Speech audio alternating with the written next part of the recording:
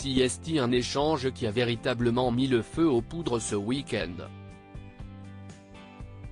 Invité sur le plateau de Ruth El-Krief ce dimanche 3 décembre sur LCI, Manuel Bompard, député et coordinateur national de la France Insoumise, n'a pas supporté la formulation d'une question de la journaliste sur la réaction de son parti face à la situation au Proche-Orient, l'accusant alors à plusieurs reprises d'utilisation de termes mensongers.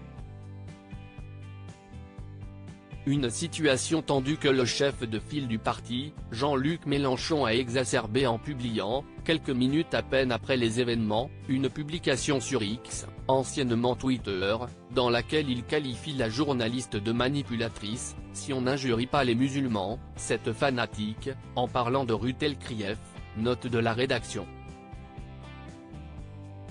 S'indigne. Quelle honte.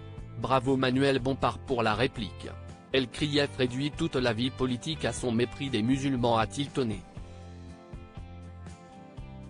Des mots très forts et lourds de sens qui ont provoqué une vague d'indignation et de soutien envers l'épouse de l'homme d'affaires Claude Tchaikovsky, de la part d'anonymes et de personnalités médiatiques, comme l'animateur Arthur, le chroniqueur Éric Nolot ou encore de la part du groupe TF1, ainsi que de l'ancienne chaîne de la journaliste, BFM Télévision.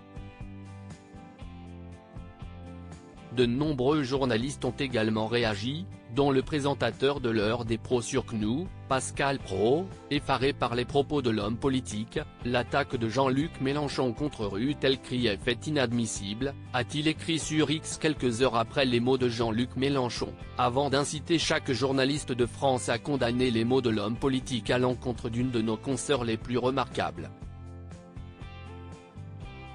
Si Ruth El-Krief ne s'est pas exprimée depuis l'éclatement de la polémique, le ministre de l'Intérieur Gérald Darmanin a, de son côté, annoncé ce lundi 4 décembre, qu'à la suite des propos du patron des Insoumis, la journaliste allait être placée sous protection policière.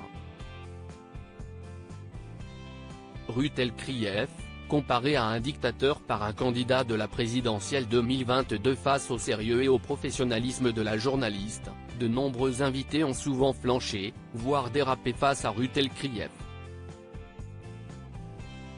Lors de la campagne présidentielle de 2022, le président de Reconquête, Éric Zemmour, avait comparé la journaliste à un célèbre dictateur du XXe siècle. Dans le flot de l'argumentation, la journaliste, également mère de Déborah Lou et Cléa Tchaikovsky, avait préféré sourire face à cette comparaison peu flatteuse, sans pour autant se laisser faire, n'hésitant pas à contre-attaquer, à base d'arguments, contre celui qui candidatait alors pour accéder à l'Élysée. Crédit photo, Véran.